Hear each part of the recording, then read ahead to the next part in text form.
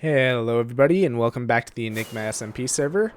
And today we are flying around the shopping district because we're going to spend a few diamonds to start off the episode. Because there are some new shops in town. So let's land here and check some of them out. So number one is the Friendship Builders. We're not actually going to spend any money here today because I don't actually require their services. Ow. But basically this is made by Mythically Emmy and Duskrider. And they will do a bunch of grindy tasks for us if we ever need them. And trust me, we're going to have a lot of grindy tasks in the future, so I'm sure we'll be employing them at some point. Now, if we head into the back alley past Giffo's dumpster here, there's a whole new area emerging back here. So if we head over this way, this is where we're actually going to be spending our diamonds today. This is old Giza's shop, and in here he sells bookshelves, 1 diamond for 10 bookshelves. That's kind of expensive, but alright. This is the main attraction, though. 7 diamonds for a full shulker of Totems of Undying.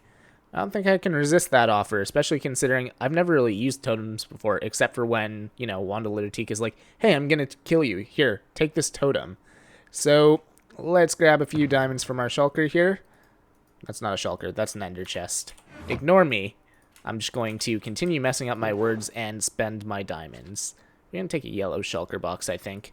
And we need 7 diamonds in the chest.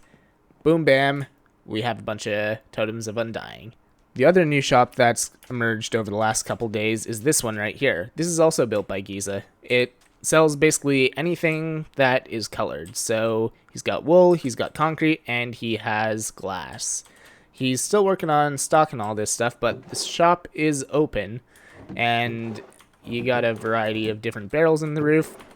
I think the idea is one of them supposed to have glass, wool, and concrete of the specific color of the window.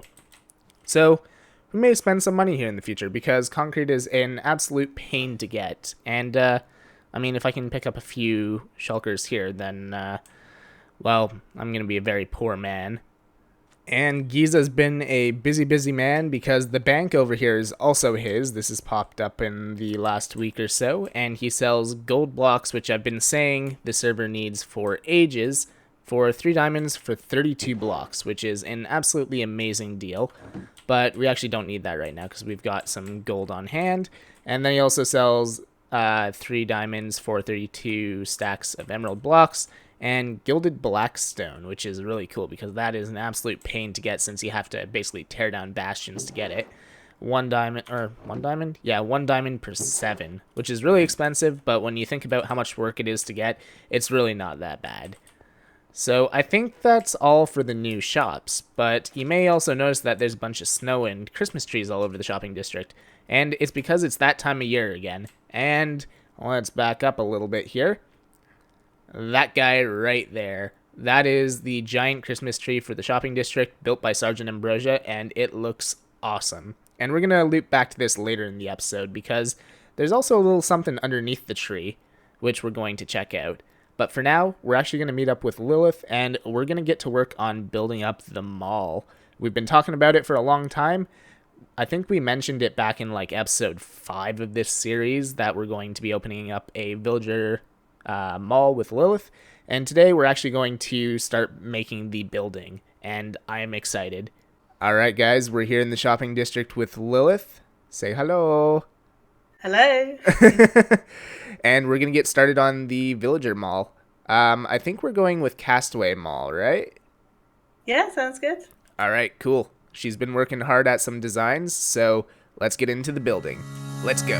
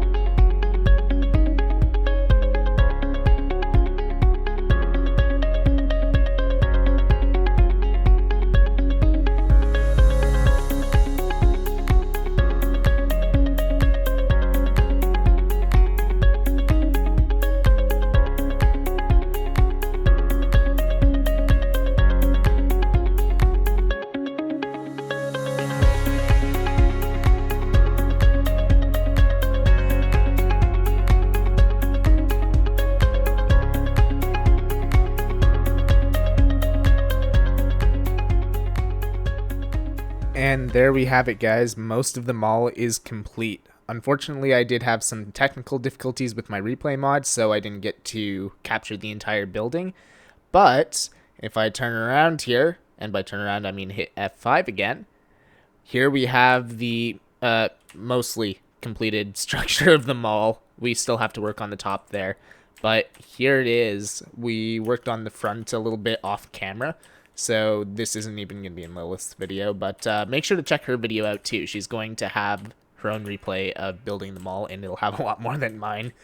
But yeah, up in the front here, we're going to have some villager display people things. We might even get some zombies in here so that they can hold the stuff that they're going to trade. So we'll toss some villager heads on there. I may or may not have a few of those. Don't know how that happened.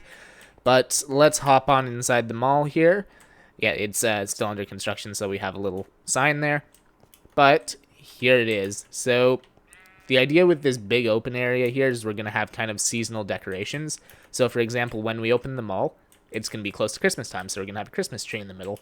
Around Easter, we'll do an Easter display, and, well, we'll go from there. Off to the side here, we have quite a bit of open space. We're going to be putting stuff like little kiosks in here for villagers that don't exactly have enough trades to open up a mall shop for, but we still want to sell some stuff from. So we're going to do that on either side. Another idea that we were kind of tossing around is getting in contact with PD and having him open a little food court in the mall here. I think that would be a really cool idea, and I kind of want to do that on one of the sides here, because we could have that cut off maybe like right here or something, and then we could have a little kiosk in front of the food court as well, and then more kiosks over there. It'd be really cool. Then we've got more room on the front here that we can throw a few kiosks as well if we want. Then we've got this really cool escalator design that Lilith made going up to the top floor where we have a few more shops. We're going to have a elevator on the side here. It's not going to be redstone or anything. It's just going to be a water elevator that comes up to here. And over here we have a little balcony overlooking the shopping district because it's really cool. And now we can see all of the boats and stuff that Ambro and Wandel are building in the marina here.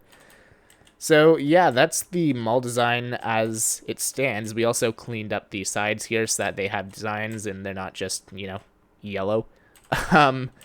If we head up to the roof, you'll notice that this entire area is pretty much skyscrapers. Then we have our little mall here. It feels weird to say little mall considering it's pretty big in the grand scheme of things. But when you look at the buildings around it, it doesn't feel all that big. So that's where these little towers here come in. So this is how we're going to kind of fit into the skyline. We're going to have towers coming up from the mall, and we may even back them up a little bit here and make them a little bigger. But they're going to go up not quite as tall as these buildings. That would just look out of scale to our mall, but maybe to the height of Giffo's super smelter there. And on one side, we're going to have my office. On the other side, we're going to have Lilith's office. And in the space in the middle here, we're going to have a kind of meeting room about yay high. So that's the plan for the mall as it stands. Alright, now that we have the mall mostly built, let's talk about the contraption behind us. Because the iron farm we built a few episodes ago, that is going to be fueling our mall. We are going to use the iron that is produced from here to get emeralds, to get our product for the mall, and make diamonds. And this thing has been producing, and I have some proof that it has been because, well, we've had a visitor. Mythically, Emmy decided to stop by and do a nice thing for us, and a prank as well. So she converted all of our iron that was in the farm down there, which was many, many double chests, into iron blocks, which I was kind of dreading doing because, well, that would take a long time. But it came with a little bit of a catch. Let's head over yonder and take a look at the giant derpy snowman that now exists in front of my base. So she created this guy with some of the iron blocks that she got from making the blocks over there. And then she left us a bunch of shulkers of iron blocks as well. So she left us 3 or 4 shulkers of iron blocks. So like I said, this thing has been producing. And then on top of that, This guy is completely solid, so we're going to have to rip him down at some point, but I think we're going to keep him for the holiday season, or at least as long as we can, because, well, I mean, we don't exactly have many Christmas decorations around our base. We've got a little snow patch, and, well, I guess now we have a derpy-looking snowman. I fell in the hole. So, we're going to put those iron blocks to good use later in the episode. We're going to be building up our villager trading hall as well. Yep, we're doing that today as well. It's going to be a jam-packed episode. But for now, I want to point out a change in my channel. Some of you may have noticed that my old logo is gone. It is not on YouTube, it is not on Discord, it is not on Twitter, nowhere. And that's because a good friend of mine, HugeBoyJay, designed a new logo for me recently, and I absolutely love this logo. It kind of looks like me in real life, not gonna lie, and it also looks like my Minecraft avatar. So this is absolutely perfect for my channel, and I'm gonna have a link to her Twitter and her business card in the description. She does do commissioned art pieces as well, so if you're looking for a logo yourself, or any other kind of artwork, then feel free to get in contact with her. Like I said, link in the description, and thank you, HugeBoyJay, for the new logo. Now it's time to go take a look under the Christmas tree in the shopping district. You realize, so there's one thing about this whole idea, is to change the name of a paper, you actually have to have Oh, you just died.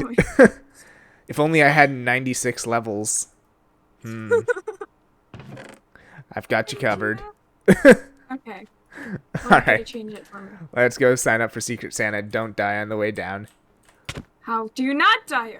How do you not die on the way down? Yay, Elytras. I didn't die. I also didn't set off the alarm. There we go. I can't hear anything. Hang on. This is sad. There we go. You get to hear the latter part of the song. Yay. Names. Paper. Let's do it again. Book. Hello, Hello, Enigmites. Welcome to Secret Santa. The objective here is to rename some paper with your in-game name. Place it into the supplied chest. Sign up will close November 30th. Turn page. You get to read the next 3 pages. What? How long is this book? It's Secret Santa. 4 pages long. After all the names have been collected, they will be placed into an item randomizer. Weird space. All you need to do is hit the button and wham, you have a person that you are supplying a gift to.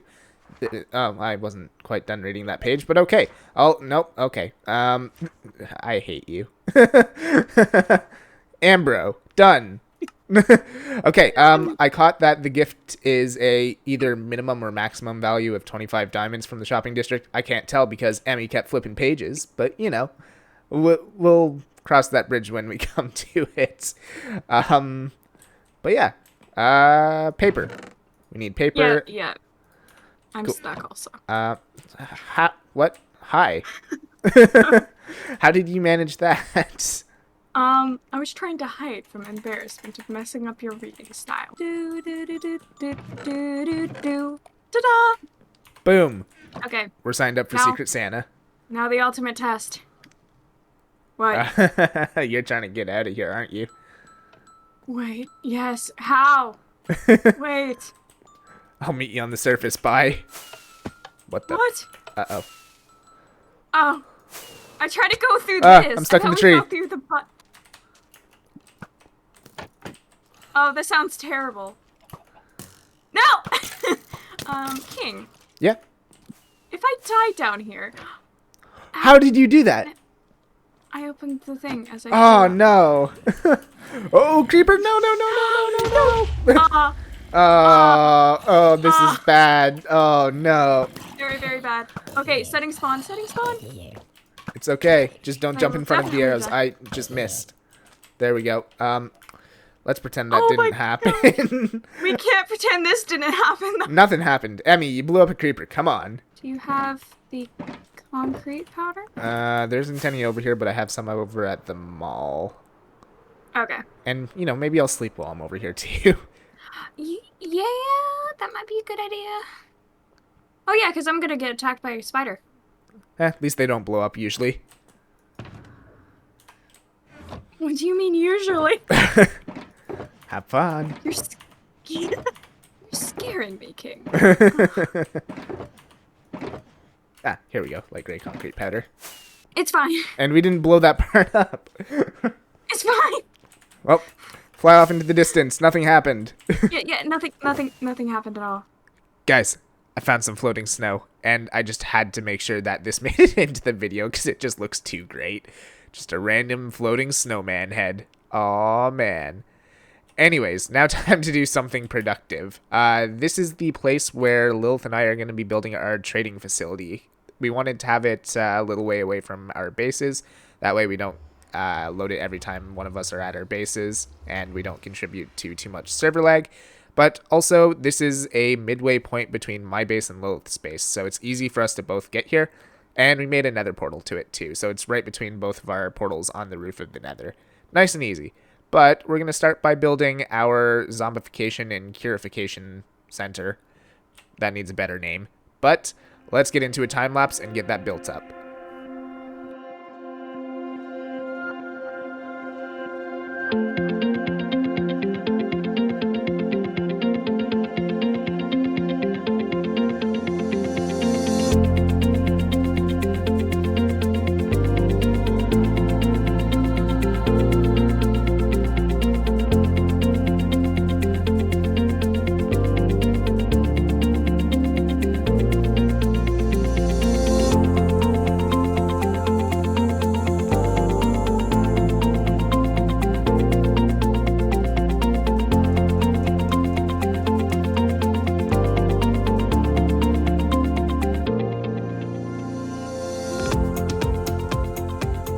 And right about here is where all my redstone broke and I had to go back to the drawing table. Well, that was a grind. I did a lot more work off camera and Lilith came by and helped me do the building as well. And we decided to go with a little bit of a different design from the mall, which is really clean looking and really white and modern. We decided to go with more of a funky look for our trading hall. We decided to go with this. We kind of went for a circus tent looking thing just to add a little bit of character to our builds because, I mean, this is out in the middle of nowhere, so it's not like we have to make it look amazing for the shopping district. We just kind of wanted to do something a little goofy. So, wool and different lighting blocks. And the inside we decided to do out of prismarine just because, well, why not? It's an easy block to get a lot of with the Guardian farms on the server, so it worked out really well. But let me walk you through how this entire thing works. Alright, so step one is you come over here and you hit this button here. That'll dispense a minecart, which will grab a villager and send one over to Goldie number 2 over here, where he'll smack our villager a bunch of times. I have to arm him still to make this faster, and we'll get our zombie villager. So after we have our zombie villager, we press this button right here, and our zombified villager will come over to this pod right here. So now we have a chest of golden apples. I grab one of those, hit the button up here, which dispenses a weakness potion on his head, feed him the golden apple, and press the next button. So this guy comes over here, and he swoops into one of these curing stations here. After this guy is in the curing station, we flip this lever right here. That way we alter the rail over here. That way, if we want to cure more than one at once, we can fill up all of these 3 pods here. So the next one will skip over this rail here and go to this pod, and so on and so forth. And now we wait. And as soon as we flip this lever here, this block goes down as well, so we can throw down a workstation for whatever kind of villager we want to have once this guy cures. Also, we seem to be catching a lot of unwanted guests in our trading hall here. Goodbye. Alright, so we have our cured villager here now. So this guy should have picked up our workstation because, well, it's the middle of the night. It would be better if it wasn't the middle of the night, because then we'd be able to do some more trades with him. But we're going to want to lock in this guy's trade, that way he doesn't lose it. So we'll just grab some emeralds and we'll buy a pickaxe from this guy, I guess. So this guy will not lose his trade now. So let's say we got this guy to the point that we want him. We've decided, hey, we're going to keep this guy. So we have 2 more levers here that I'm going to show you. So the first one is re-zombify, or send him to the trading hall. So if we decided, hey, this guy's really good, but the trades he's giving me are a little too expensive, then we would come over to this lever here first. We want to make sure this is toggled properly. So if it's up, then the tracks below are going to redirect him into the villager trading center. If it is down, then it's going to send this guy back into the zombification area. So we'll do that first just to demonstrate. So we'll push our button here. And this guy comes back over to Goldie and repeats the process. Also important to note, as soon as a zombie is out of these chambers, get rid of the workstation and flip the lever again. That way a new zombie can come into here. So the other button we have here is our kill switch. So let's say that I got this guy here and I decide, hey, Stone Picks, that's an absolute garbage trade, or I've traded with him a whole bunch, unlocked all his trades, and I don't want anything that he has. We obviously can't just pull out our sword and beat him to death, or that's going to adversely affect our trades here at the center. So instead, you pull this lever, and a block will come down and suffocate this guy. Not exactly the most humane thing, but, I mean, it works. See, look, poof of smoke, and he's gone. Alright, so after this guy's cured up and you're happy with all of his trades, if you want to keep him, you make sure that this lever right here is flicked up to send him to the trading hall. Then you come back here and hit your button again. And this guy will appear over here, and he'll go to the next empty trading pod. He'll drop into the section there, pull the lever to invert the track on the top here. As you can see, that no longer leads into the pod. It'll lead into the next one, so that the next guy that comes from over here will go into the next available pod. Also important to note, you need to break the minecart here as well, so get rid of that. And that way this guy is just kind of standing on top of the block here. And this is important for the next step that I'm going to show you, which is this button right here. So unfortunately, this back wall is the one section that I don't have hooked up to redstone right now, because I'm not really sure how to fit it in here, because I'll show you the redstone on my cam account in a few minutes here. But for the sake of this tutorial, I'm going to do this a little bit manually. So the button on the ground here is the only one that I haven't really explained yet. And this right here will retract the floor underneath this guy. So he'll drop down into... Oh, I didn't stare at the Enderman. Good. He'll drop down into this area right here.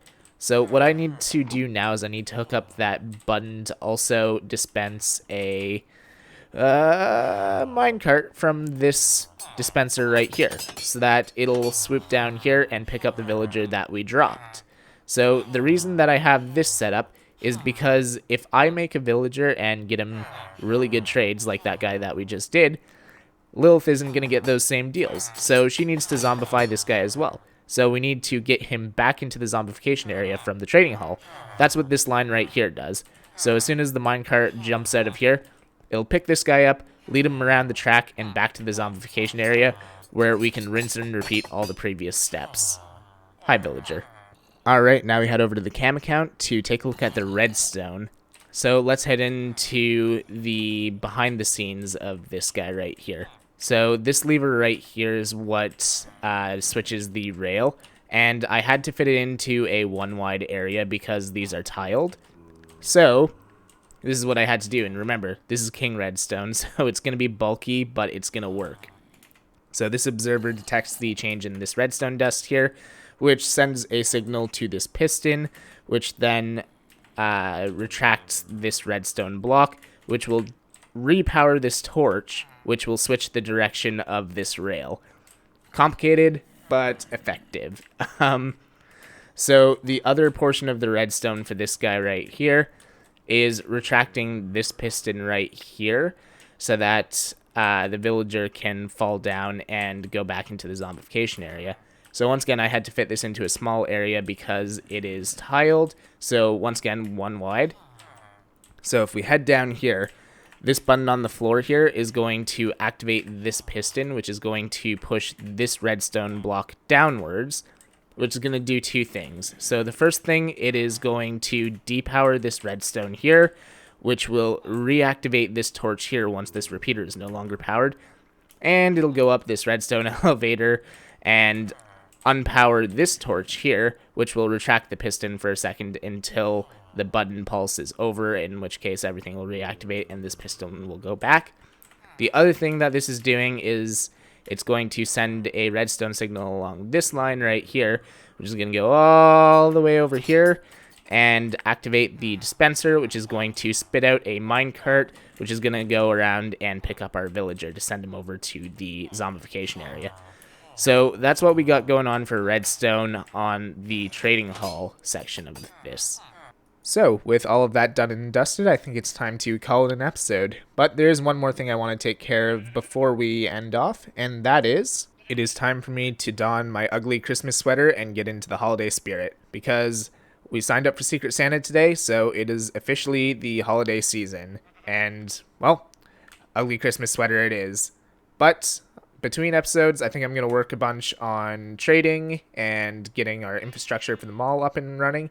That way, hopefully in the next episode or the one after, we can actually open this mall up. So, with that being said, I'm going to end it off right here. Hopefully you guys enjoyed this episode. If you did, make sure to hit the like button. And if you haven't already, make sure to subscribe. And I'll see you guys in the next one. Later.